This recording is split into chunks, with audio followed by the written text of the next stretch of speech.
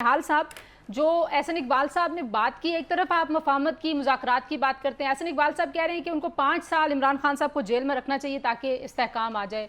ये कैसी है स्टेटमेंट? आपको लगता है कि एक फेडरल मिनिस्टर लेवल के आदमी की तरफ से ये स्टेटमेंट एक बेहतर स्टेटमेंट है इस माहौल में जिसमें आप लोगों को ज़रूरत है सियासी इस्तेहकाम की?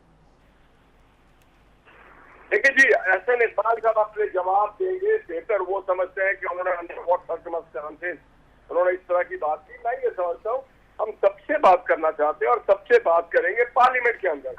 जो पार्लियामेंट के मेंबरान है आए आके हमसे बात करें, जो भी कौमी मसाइल है उस पर हमें बात करना चाहिए और हम बात करने के लिए हम वक्त तैयार हैं हर किसी से। अगर हम चाइना से, इंडिया से, अमेरिका से बात कर सकते हैं तो अपने मुल्क के शहरियों से क्यों नहीं कर सकते? हम करेंगे। हम माजी के साबिक वजीर आजम की तरह नहीं है कि हमने कह देना है कि हम चोर डाकुओं से बात नहीं करेंगे और मैं खुदकशी कर लूंगा, बात करने से बेहतर है।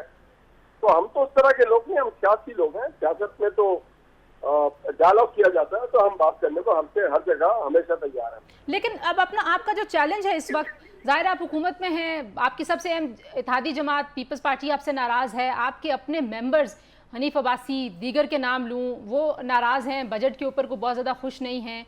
तो आपको लगता है कि हुकूमत के लिए मुश्किलात बढ़ जाएंगी अगर ये एहतजाजी तहरीक जो तहफ़्फ़ुज़ आईन पाकिस्तान तहरीक है, अगर ये भी अपने उरूज की तरफ बढ़ती है, इसमें तेज़ी आती है? कैसे मैनेज करेगी पाकिस्तान मुस्लिम लीग नवाज़? कमज़ोर नज़र आते हैं आप कहीं ना कहीं इन तमाम मामलात को मैनेज करने में।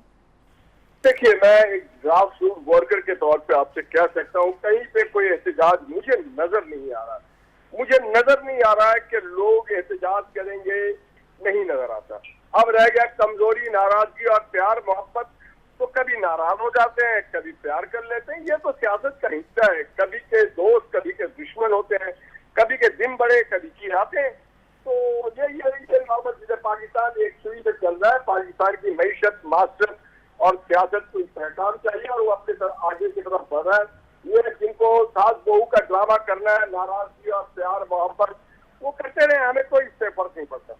लेकिन आपके आने से पहले अली बुखारी साहब यहाँ मौजूद हैं, वो कह रहे थे कि हुकूमत कोई प्रोटेस्ट करने ही नहीं देती। इस्लामाबाद में प्रोटेस्ट किया, इन पे डकैती का पर्चा दे दिया। इन्होंने F9 में जगह मांगी, कश्मीर हाईवे पे आपने रवात जाके हुकूमत और इंतजामिया इनको जगह देती है। तो कुछ अमली इक़दाम नहीं करने चाहिए अगर वाकई बात भी करनी है, सियासी माहौल को भी बेहतर रखना है?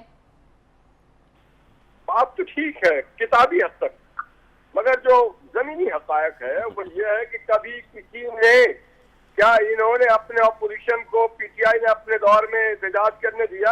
अगर आपके साथ अवामी हमायत है, अगर आप में दम है तो आए एहतजाज करें। कर रही है और भी जमातें करती हैं। आप कल मैं केनिया में देख रहा था, फाइनेंस बिल के ऊपर उनके नौजवान निकल आया और उन्होंने इतनी शदीद एहतजाज किया विदाउट एनी ऑर्गेनाइज और विदाउट एनी परमिशन कि बीबीसी और CNN जैसे इदारों ने भी उस पर आधा घंटा प्रोग्राम किया।